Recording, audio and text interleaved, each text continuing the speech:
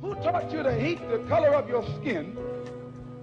Who taught you to hate the texture of your hair? Who taught you to hate the shape of your nose and the shape of your lips? Who taught you to hate yourself from the top of your head to the soles of your feet? Who taught you to hate your own kind? Who taught you to hate the race that you belong to? So much so that you don't want to be around each other. You should ask yourself who taught you to hate being what God gave you. I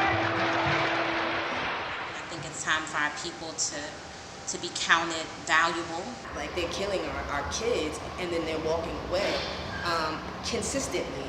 And, you know, for whatever reason, the universe is seeing that it's happened back to back to back so that we can't, you know, forget it. Like when Trayvon happened, everybody was like, never again, this is unbelievable.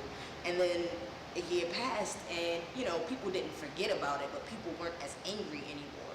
To be honest, even weeks later, I'm still trying to formulate really a solid perspective because it's a bit overwhelming.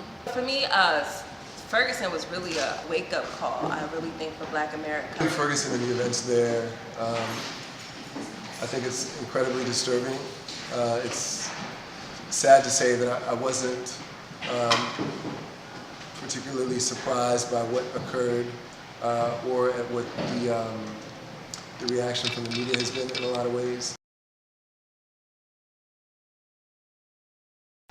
I'm not led by the brand new urgency of what is happening. It is a continued, integrated problem that is a daily thing in terms of, you know, when we're talking about liberation.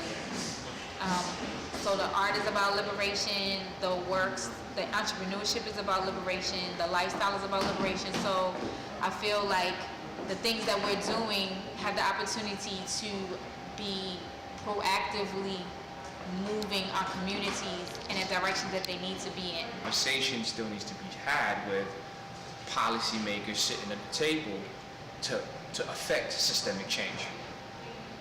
So, thing with Ferguson, for me, this whole thing comes down to Black people having to learn their identity and slavery. My grandmother is 90.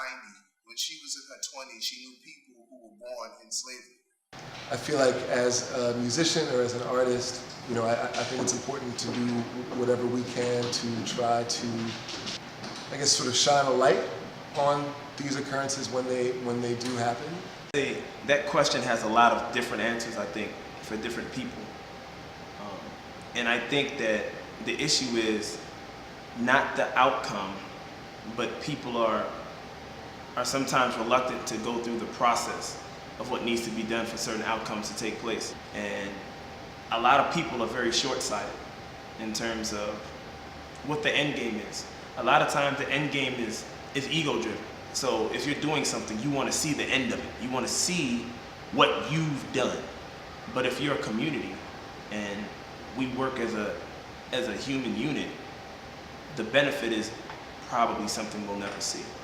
But if we're working towards it in harmony, then it might be able to happen.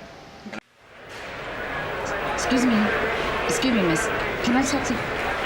Right, can I talk to you for a second?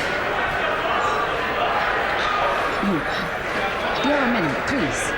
Just 1 second. I just need 1 second of your time. I need somebody to listen. I need you. Listen!